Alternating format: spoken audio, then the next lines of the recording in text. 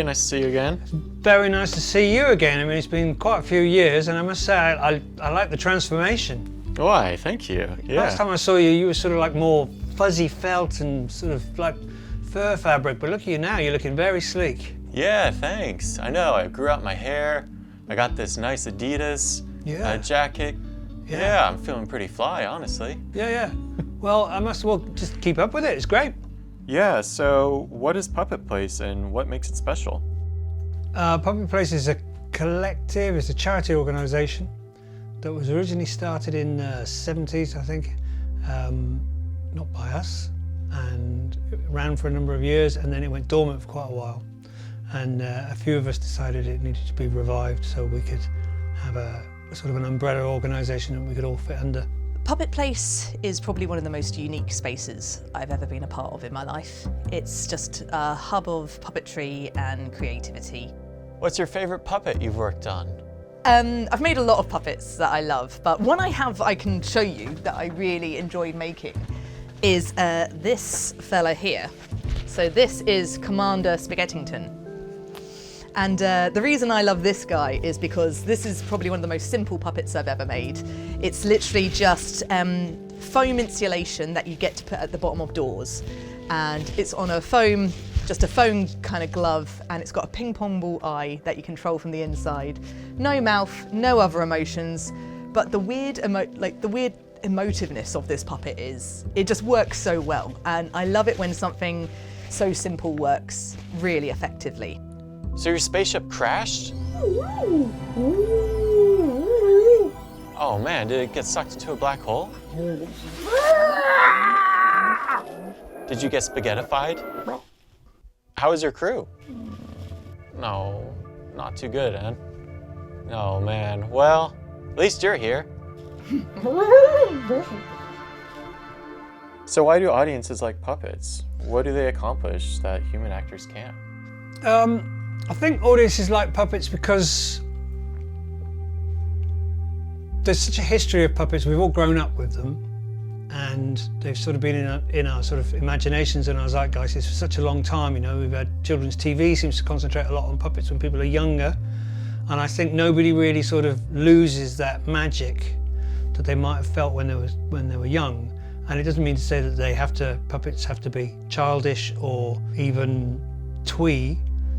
I think it's that whole thing of people suspending their disbelief and willing things to exist. There is a magic about puppets that's you can get away with things you couldn't get away with an actor.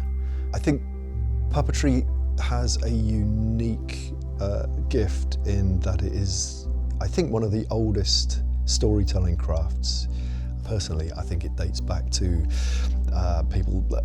Paleolithic people living in caves, and the first time anyone saw their own shadow flickering on a cave wall from either from flames or maybe from a rising, the first dawn, the first shadow cast on a cave wall was the first puppet. And you can also imagine a mother in a cave whittling a bit of bone or wood into an animal or human shape, giving it to their child, and the child would, like we all did, most of us did as kids, we would instinctively know how to play with that, how to bring it to life, how to make it walk or fight or fly or whatever it is. So most of us can remember childhood play like that with our dolls or our action figures or teddy bears. So that leads me to believe that it's innate, it's encoded in our DNA, it's part of the human condition. So when an audience goes into a theatre and they see puppetry introduced, they're usually, because of this embedded nature, they're just really happy to suspend disbelief and to just engage with their imaginations, with the imaginations of the theatre makers or the storytellers. So we all kind of support each other in, little to big ways. A lot of people here work together on various projects. That's one of the exciting things about having your studio space in like a hub of puppetry, is that I'll be making a project and I'm like, oh, I really need some people who are good at X and Y, and I can just literally look up from my desk and I've got an array of people who are like, yes, we'll help you, we'll work with you. So there's so much cross collaboration that goes on here. And like the friendships that grow here they're really deep. I live with one of the people who's also a resident here, and you know, I've been here 8 years now, so you know, these are some of my longest lasting friendships I've ever had. So it's it's a really special place. Puppet Place definitely needs more exposure. We've been, for 20 years, we've been kind of hidden away. We haven't been very exposed other than through our public engagement, and our public engagement has been a biennial international festival from 2010 to 2017. Our job now is to prize it open and make sure that not only we increase our public engagement, but we make sure that there are ways that people can access the building far easier. My thoughts about developing this building, how can they have a glimpse into the activity in the building? Because I think people find that fascinating. We know this from operation in front of us is Bristol Old Vic Scenic Workshop. They have these 2 large steel doors which they open to about 1 metre wide.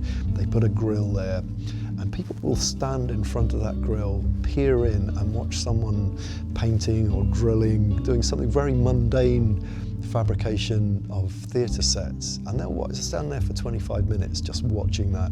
So we know that there is a fascination, and yeah, that's needs to be safeguarded. No, I think Puppet Place is open to new associate members, new members. I mean, we're limited by space at the moment because it's quite full, but we have the potential of a new space opening up, as there was a carpenter who was based here for a long time, and he's recently moved out, so we've still got to work out what we can do with the space that's available. We've been running cabarets in there at the moment, and we'll be holding workshops, and we'll be able to use it as a rehearsal space, but our hope is to get more people in the building and more puppets like you. All right, thank you. It was good to see you, Dick. Yeah, nice to see you too.